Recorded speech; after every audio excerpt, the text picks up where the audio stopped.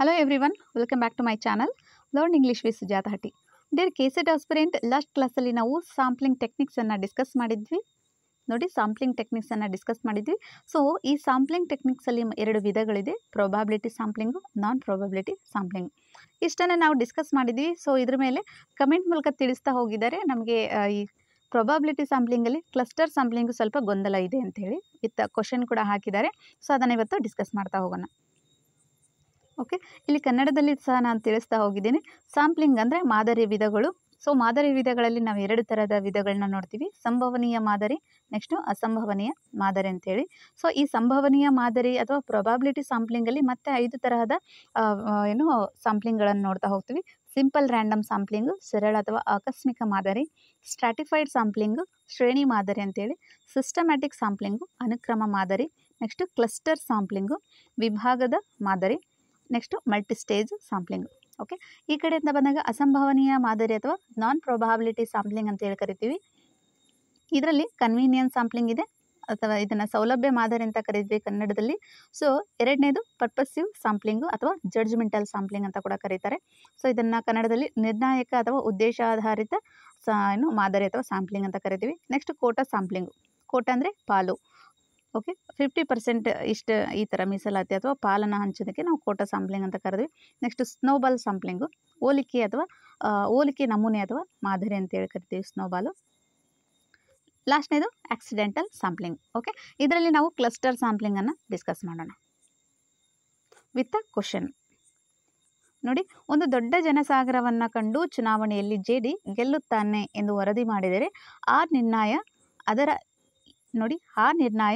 ಇದರ ಮೇಲೆ ಆಧಾರಗೊಂಡಿದೆ. ಇದರ ಮೇಲೆ ಅಂದರೆ ಇಲ್ಲಿ ಕೊಟ್ಟಿರ್ತಕ್ಕಂತಹ ಆಪ್ಷನದ ಮೇಲೆ ಆಧಾರಗೊಂಡಿದೆ ಅಂತ ಹೇಳ್ಬಿಟ್ಟು. ಸೊ ಫಸ್ಟ್ ಆಪ್ಷನ್ ನೋಡಿ, ರ್ಯಾಂಡಮ್ ಸ್ಯಾಂಪ್ಲಿಂಗ್ ಇದೆ, ನೆಕ್ಸ್ಟು ಕ್ಲಸ್ಟರ್ ಸ್ಯಾಂಪ್ಲಿಂಗ್ ಇದೆ, ನೆಕ್ಸ್ಟು ಪರ್ಪಸಿವ್ ಸ್ಯಾಂಪ್ಲಿಂಗ್ ಇದೆ, ಸಿಸ್ಟಮ್ಯಾಟಿಕ್ ಸ್ಯಾಂಪ್ಲಿಂಗ್ ಇದೆ.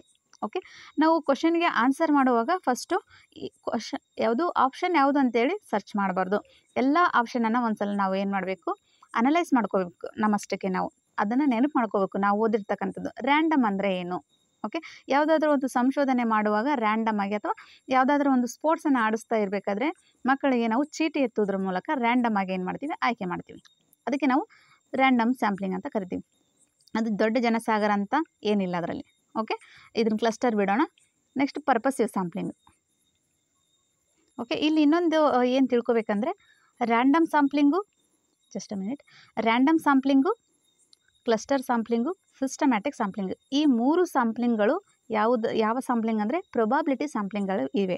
ಓಕೆ, ಪರ್ಪಸಿವ್ ಸ್ಯಾಂಪ್ಲಿಂಗ್ ಇದೆ ನೋಡಿ, ಉದ್ದೇಶ ಆಧಾರಿತ ಮಾದರಿ, ಇದು ನಾನ್ ಪ್ರೊಬಾಬಿಲಿಟಿ ಒಳಗೆ ಬರ್ತಕ್ಕಂಥದ್ದು. ನೋಡಿದೆ, ನಾನ್ ಪ್ರೊಬಾಬಿಲಿಟಿಯಲ್ಲಿ ಅಥವಾ ಅಸಂಭವನೀಯ ಮಾದರಿಯಲ್ಲಿ ಬಂದಿರತಕ್ಕಂತಹ ಒಂದು ಆಪ್ಷನ್. ಸೊ ಇಲ್ಲಿ 3ರಲ್ಲಿ ಒಂದು ಸಮೂಹ ಅಥವಾ ಒಂದು ಜನಸಾಗರದ ಬಗ್ಗೆ ಡಿಸ್ಕಸ್ ಮಾಡ್ತಕ್ಕಂಥದ್ದು ಪ್ರೊಬಾಬಿಲಿಟಿ ಸ್ಯಾಂಪ್ಲಿಂಗ್.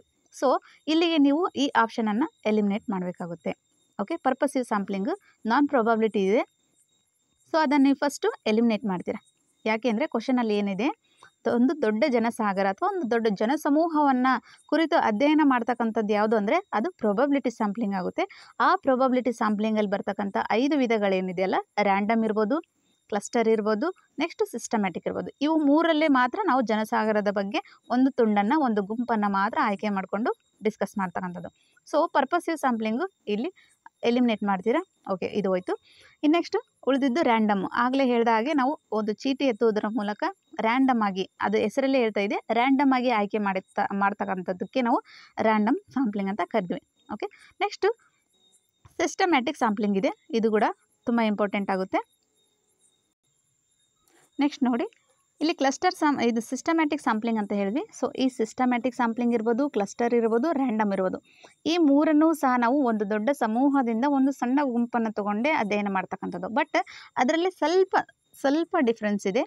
ರ್ಯಾಂಡಮ್ ಅಂದರೆ ಅಷ್ಟು ದೊಡ್ಡ ಸಮೂಹದಲ್ಲಿ ನಾವು ಒಂದೇ ಒಂದು ಜಿಲ್ಲೆ ತೊಗೊಂಡ್ವಿ ಅಂದಾಗ ಆ ಜಿಲ್ಲೆಯಲ್ಲಿ ನಾವು ಮತ್ತಷ್ಟು ಸಂಶೋಧನೆ ಕೈಗೊಳ್ಳಲಿಕ್ಕಾಗಲ್ಲ. ಸೊ ಅಂತಹ ಸಮಯದಲ್ಲಿ ನಾವು ರ್ಯಾಂಡಮ್ ಆಗಿ ಆಯ್ಕೆ ಮಾಡ್ತಕ್ಕಂಥದ್ದು. ನೆಕ್ಸ್ಟ್ ಬಂದರೆ ಸಿಸ್ಟಮ್ಯಾಟಿಕ್ಕು. ಓಕೆ, ಸಿಸ್ಟಮ್ಯಾಟಿಕಲ್ಲಿಯೂ ಸಹ ಜನಸಮೂಹ, ಜನಸಾಗರ ಅಂತಲೇ ಬರುತ್ತೆ. ಸೊ ಅಲ್ಲೇ ಕನ್ಫ್ಯೂಸ್ ಆಗುತ್ತೆ ನಿಮಗೆ. ಅಲ್ಲಿ ಏನಾಗುತ್ತೆ, ಸಿಸ್ಟಮ್ಯಾಟಿಕಲ್ಲಿ ಯಾವುದಾದ್ರೂ ಒಂದು ಇವತ್ತು ಕ್ಯಾಲೆಂಡರನ್ನು ತೊಗೊಂಡಿದ್ದೀರಾ.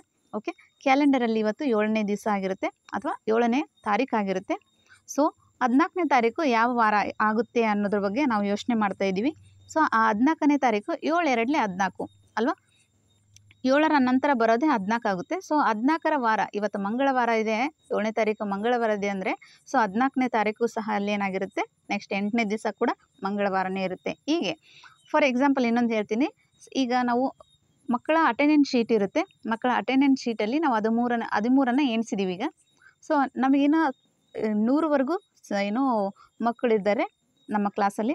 ಸೊ ಆ ಅಟೆಂಡೆನ್ಸಲ್ಲಿ ನಾವು ಎಲ್ಲ ಪ್ರತಿಯೊಂದು ಮಕ್ಕಳನ್ನು ಎಣಿಸ್ತಾ ಕೂಡಲ್ಲ.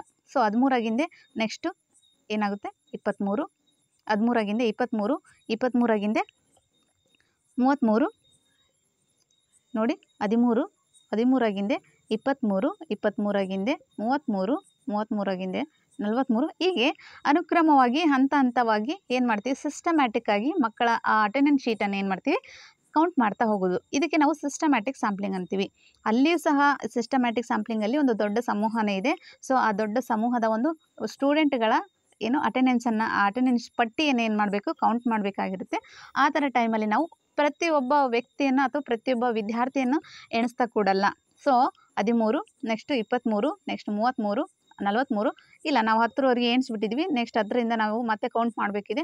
10 20, 20 30, ಈ ಥರ ಸಿಸ್ಟಮ್ಯಾಟಿಕ್ ಆಗಿ ನಾವು ಸಂಶೋಧನೆಯನ್ನು ಮಾಡ್ಬೋದು. ಅಥವಾ ಸಿಸ್ಟಮ್ಯಾಟಿಕ್ ಆಗಿ ಕೌಂಟನ್ನು ಮಾಡಿದಾಗ ಅದನ್ನು ನಾವು ಸಿಸ್ಟಮ್ಯಾಟಿಕ್ ಅಥವಾ ಅನುಕ್ರಮ ಮಾದರಿ ಅಂತ ಕರಿತೀವಿ. ಇನ್ನು ಉಳಿದಿದ್ದು cluster sampling. Okay, cluster sampling ಇಲ್ಲಿ ನೋಡಿ, ಒಂದು ದೊಡ್ಡ ಜನಸಂಖ್ಯೆ ಇದೆ, ಭಾರತದ ಜನಸಂಖ್ಯೆ ಅಂತ ಇಟ್ಕೊಳ್ಳೋಣ. ಸೊ ಆ ಭಾರತದ ಜನಸಂಖ್ಯೆಯನ್ನು ಅಧ್ಯಯನ ಮಾಡಲಿಕ್ಕೆ ಸ್ವಲ್ಪ ಕಷ್ಟ ಅನಿಸುತ್ತೆ, ತುಂಬ ಅದು ಜನಸಾಗರನೇ ಇದೆ ಅಲ್ವಾ. ಸೊ ಆ ಭಾರತದ ಜನಸಂಖ್ಯೆಯಲ್ಲಿ ಮತ್ತೆ ರಾಜ್ಯಗಳಾಗಿ ವಿಂಗಡಣೆ ಮಾಡ್ತೀವಿ. ರಾಜ್ಯ ಅಂತ ಬಂದಾಗ ನಮ್ಮ ಕರ್ನಾಟಕ ರಾಜ್ಯ. ಸೊ ಆ ಕರ್ನಾಟಕ ರಾಜ್ಯದಲ್ಲಿ ಓಕೆ ಜಿಲ್ಲೆ ಅಂತ ಮಾಡ್ತೀವಿ. ಮತ್ತು ಓಕೆ ಆ ಕರ್ನಾಟಕ ರಾಜ್ಯದಲ್ಲಿ ಒಳಗೆ ಬರ್ತಕ್ಕಂತಹ ಜಿಲ್ಲೆಗಳನ್ನು ಆಯ್ಕೆ ಮಾಡಿ ಒಂದು ಜಿಲ್ಲೆಯ ಬಗ್ಗೆ ನಾವೇನು ಮಾಡ್ತೀವಿ, ಸಂಶೋಧನೆ ಕೈಗೊಳ್ತೀವಿ. ಆ ಜಿಲ್ಲೆಯ ಜನಸಂಖ್ಯೆಯನ್ನು ಸರ್ವೆ ಮಾಡಲಿಕ್ಕೆ ಆರಂಭ ಮಾಡ್ತೀವಿ. ಇನ್ ಕೇಸ್ ಆ ಜಿಲ್ಲೆಯ ಸರ್ವೆ ಸಕ್ಸಸ್ ಆಯಿತು ಅಂದರೆ ಇನ್ನು ಉಳಿದಿರ್ತಕ್ಕಂಥ ಈ ಎಲ್ಲ ಜಿಲ್ಲೆಗಳು, ಕರ್ನಾಟಕದಲ್ಲಿ 31 ಜಿಲ್ಲೆಗಳಿದೆ. ಆ 31 ಜಿಲ್ಲೆಗಳನ್ನು ಏಕಾಏಕಿಯಾಗಿ ಅಥವಾ ಅಟ್ ಎ ಟೈಮಲ್ಲಿ ನಮಗೆ ಸರ್ವೆ ಮಾಡಲಿಕ್ಕೆ ಕಷ್ಟ ಆಗುತ್ತೆ. ಸೊ ಹಾಗೇನು ಮಾಡ್ತಾನೆ ಸಂಶೋಧಕ ಆದವನು, ಆ 31 ಜಿಲ್ಲೆಗಳಲ್ಲಿ ಒಂದು ಜಿಲ್ಲೆಯನ್ನು ಅಥವಾ ಒಂದು ವಿಜಯನಗರ ಜಿಲ್ಲೆಯನ್ನು ಮೊದಲು ಜನಸಂಖ್ಯೆಯ ಸರ್ವೆಯನ್ನು ಮಾಡಲಿಕ್ಕೆ ಆರಂಭ ಮಾಡ್ತಾನೆ. ಸೊ ಅಲ್ಲಿ ಸಕ್ಸಸ್ ಆಯಿತು ಅಂದರೆ ಇನ್ನು ಉಳಿದಿರ್ತಕ್ಕಂಥ ಆ 30 ಜಿಲ್ಲೆಗಳಲ್ಲಿ ಏನು ಮಾಡ್ತಾನೆ, ಜನಸಂಖ್ಯೆಯನ್ನು ಸರ್ವೆ ಮಾಡಲಿಕ್ಕೆ ಸ್ಟಾರ್ಟ್ ಮಾಡ್ತಾನೆ.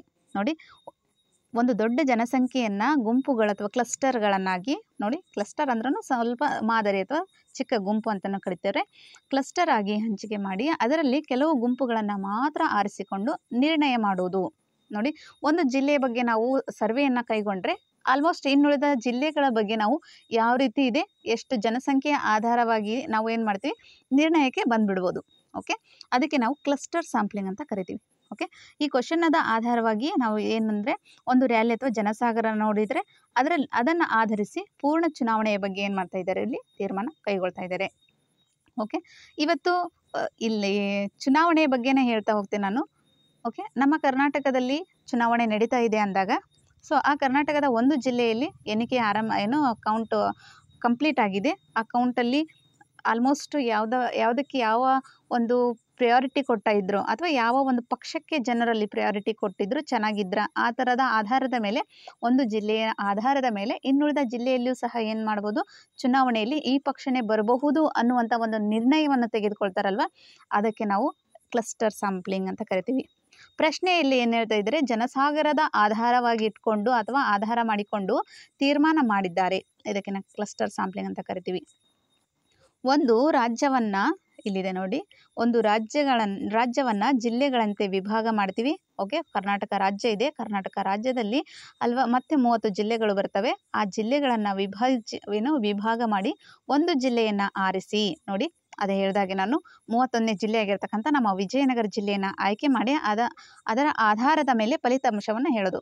ಓಕೆ, ಆ 31ನೇ ಜಿಲ್ಲೆಯಾಗಿರ್ತಕ್ಕಂಥ ವಿಜಯನಗರ ಜಿಲ್ಲೆಯನ್ನು ಆಯ್ಕೆ ಮಾಡಿಬಿಟ್ಟು ಅಲ್ಲಿ ಫಸ್ಟ್ ಸರ್ವೆಯನ್ನು ಕೈಗೊಂಡು ನಂತರ ಆ ಸರ್ವೆ ಸಕ್ಸಸ್ ಆದ ನಂತರ ನಾವು ಬೇರೊಂದು ಜಿಲ್ಲೆಯ ಆಧಾರ ಮಾಡಿ ಅಥವಾ ಬೇರೊಂದು ಜಿಲ್ಲೆಯಲ್ಲಿ ಸರ್ವೆಯನ್ನು ಮಾಡಿ ಒಂದು ಸಂಶೋಧನೆಯನ್ನು ಕಂಪ್ಲೀಟ್ ಮಾಡೋದು. ಇದಕ್ಕೆ ನಾವು ಕ್ಲಸ್ಟರ್ ಸ್ಯಾಂಪ್ಲಿಂಗ್ ಅಂತ ಕರಿತೀವಿ.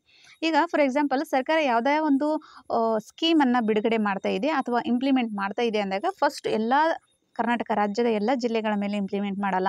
ಫಸ್ಟು ಒಂದು ಜಿಲ್ಲೆಯನ್ನು ತೆಗೆದುಕೊಳ್ತತಿ. ಜಿಲ್ಲೆಯನ್ನು ತೆಗೆದುಕೊಂಡು ಅದರ ಮೇಲೆ ಸರ್ವೆಯನ್ನು ಆರಂಭ ಮಾಡುತ್ತೆ.